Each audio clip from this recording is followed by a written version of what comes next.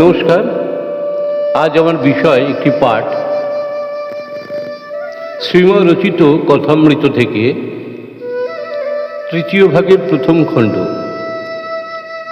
ঠাকুর শ্রী রামকৃষ্ণের সাথে বিদ্যাসাগর মহাশয়ের সাক্ষাৎ পর্ব। সময়টা 1882 5ই আগস্ট।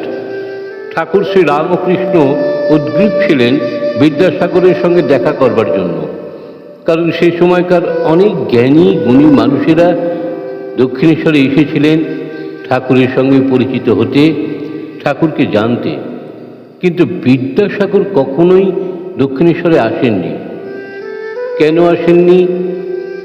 হয়তো তিনি মন্দিরে যেতেন না, কিন্তু ঠাকুরের কথা তিনি শুনেছিলেন লোকমুখে। ওদিকে ঠাকুরও শুনেছিলেন বিদ্যাসাগরের পাণ্ডিত্যের কথা, শুনেছিলেন তার পরোপকার, তার সেবা, তার দয়ার কথা। ঠাকুরের অন্যতম শিষ্য শ্রীম অর্থাৎ মহেন্দ্র গুপ্ত, তিনি ছিলেন বিদ্যাসাগরের প্রতিষ্ঠিত মেট্রোপলিটন স্কুলের প্রধান শিক্ষক। তাই ঠাকুর শ্রীমকে বললেন, একদিন বিদ্যাসাগরের বাটিতে যাইব। সেই মতো শ্রীম বিদ্যাসাগরের সঙ্গে কথা বলে একটি দিন ঠিক করলেন সাক্ষাতের। অবশেষে এলো সেই ক্ষণ। ঘোড়ার গাড়িতে চড়ে দক্ষিণেশ্বর থেকে ঠাকুর রওনা দিলেন বিদ্যাসাগরের বাদুর বাগানের বাটিতে এলেন। পথে ঠাকুর বাল্যসুলভ আচরণ করছিলেন, কিন্তু বিদ্যাসাগরের বাটিতে আসতেই তিনি ভাবস্থ হন। কিছু পর ঠাকুর শ্রীমকে বলেন, মেস্টর, জামার বোতাম খোলা আছে, এতে দোষ হবে নি তো মেস্টর? শ্রীমা বলেন, না না, আপনার কিছুতেই কোনো দোষ হবে না।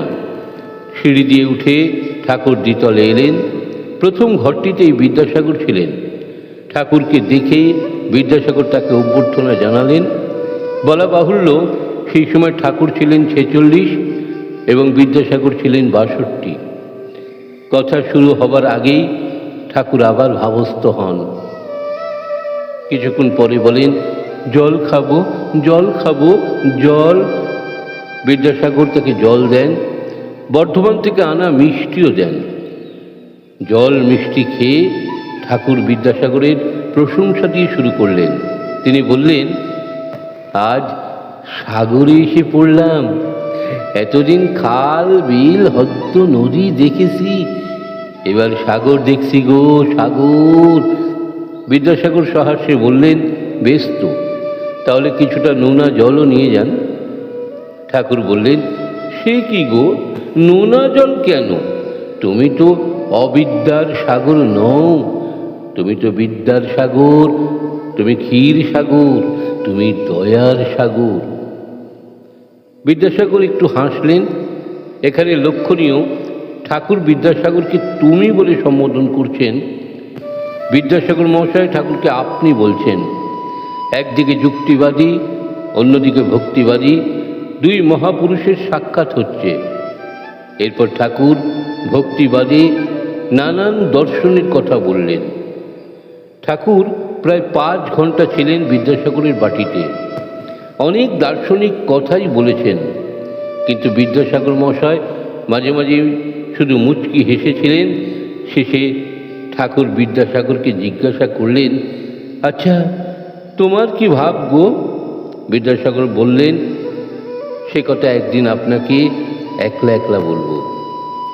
ঠাকুর বিদ্যাসাগরকে চিনেছিলেন ঠিকই, তাই বললেন, আপনি একবার বাগান দেখতে যাবেন, রানী রাসমণির বাগান।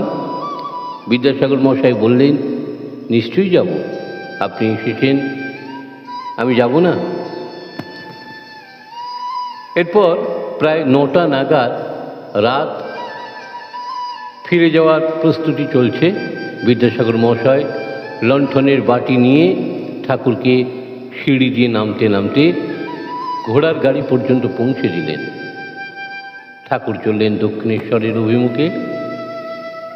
এর বেশ কিছুকাল পরে ঠাকুর একদিন শ্রীমকে জিজ্ঞেস করলেন, মেস্টর, বিদ্যাসাগর তো বাগান দেখতে আসবেন বলেছিল, বিদ্যাসাগর তো এলো না, এলো নি গো। আসলে ঠাকুর পরক্ষণেই বললেন যে বিভিন্ন মতে সিদ্ধ হওয়া যায়। কেউ ভক্তি যোগে সিদ্ধ হয়, কেউ কর্মযোগে সিদ্ধ হয়। বিদ্যাসাগর তেমনই একজন পুরুষ সিংহ ছিলেন। তিনি তার কর্মপথেই সিদ্ধ হয়েছিলেন। এবং তখনই ভক্ত সমাবেশে ঠাকুর বললেন, যত মত তত পথ, যত মত তত পথ, যত মত তত পথ। নমস্কার।